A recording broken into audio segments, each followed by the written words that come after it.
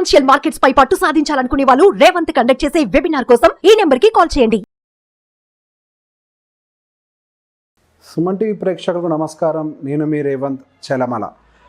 So gold prices విపరీతంగా పడిపోతున్నాయి and gold silver రెండు కూడా విపరీతంగా డౌన్ సైడ్ అయితే కనిపిస్తుంది.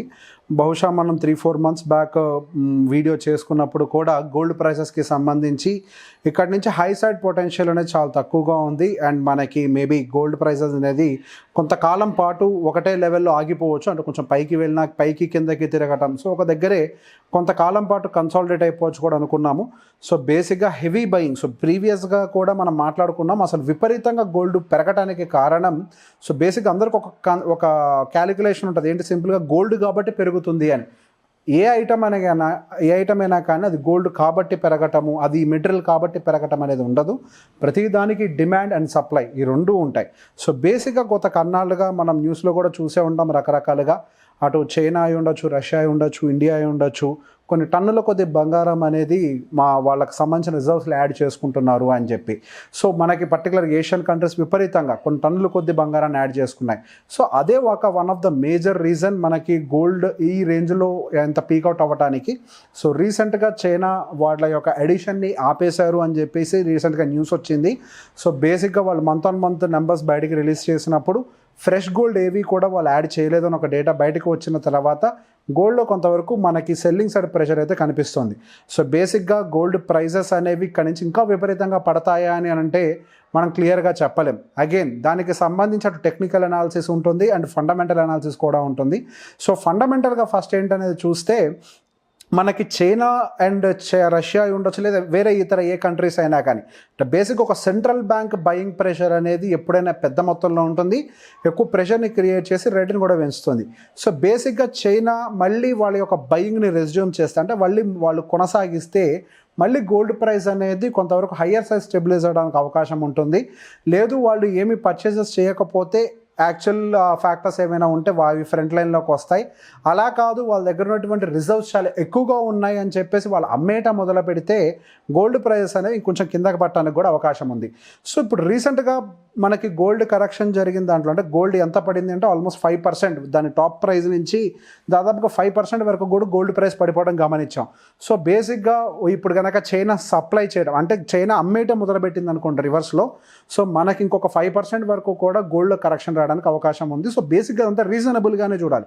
సో బేసిక్ అంత స్పీడ్గా పెరిగినప్పుడు కొంత కిందకి రావడం, పైకి వెళ్ళడం, ఇదంతా part and partial of the game. అంటే బేసిక్గా ట్రేడ్లో ఇది ఎప్పుడూ ఉంటుందన్నమాట. సో కొనటము అమ్మటం అంతా కూడా మనకి ఇంటర్నేషనల్ కమోడిటీ మార్కెట్లో చాలా కామన్గా జరిగేది.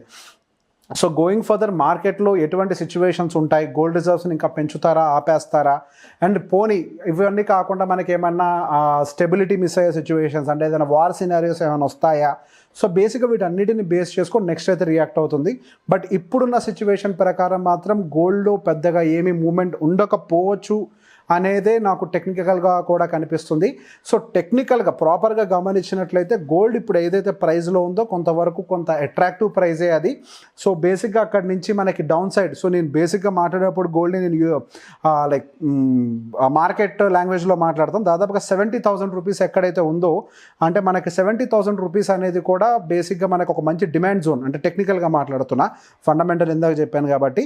సో ఆ డిమాండ్ జోన్ని బ్రేక్ చేయడం అనేది కొంతవరకు చాలా కష్టం. సో బేసిక్గా ఆ లెవెల్లో 70,000 రూపాయలు దాని అబోవ్ మార్కెట్లో గోల్డ్ ప్రైస్ ఉన్నంత వరకు కూడా పెద్దగా ఏమీ రిస్క్ ఉంటుంది. నేను 24 క్యారెట్ గోల్డ్ ఈ గోల్డ్ కాదని మళ్ళీ చెప్తున్నాను, నేను మార్కెట్లో ట్రేడ్ అయ్యే గోల్డ్ గురించి మాట్లాడుతున్నాను.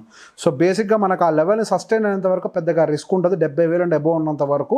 సో 70,000 అండ్ బిలో కనుక గోల్డ్ ప్రైస్ కనుక వచ్చినట్లయితే మనకి దాదాపుగా అంటే ఫాల్ కూడా మనకి దాదాపు కొంచెం ఎక్కువగానే రావడానికి అవకాశం కనిపిస్తుంది. సుమారుగా 65,000 వరకు కూడా నెక్స్ట్ స్కోప్ కనిపిస్తుంది ఒకవేళ 70,000 రేంజ్ కనుక బిలో క్లోజ్ అయితే.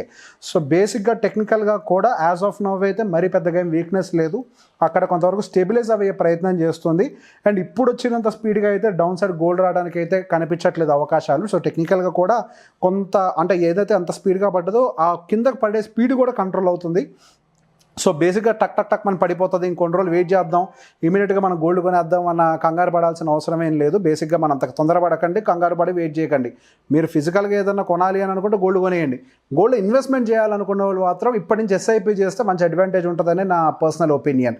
సో బేసిక్గా ఫ్యూచర్ ఇన్వెస్ట్మెంట్స్ కోసం కనుక ఎస్జీబీ ఆ సోవరెన్ గోల్డ్ బాండ్ ఏమైనా వస్తే కనుక డెఫినెట్గా అక్యూములేట్ చేసుకోండి.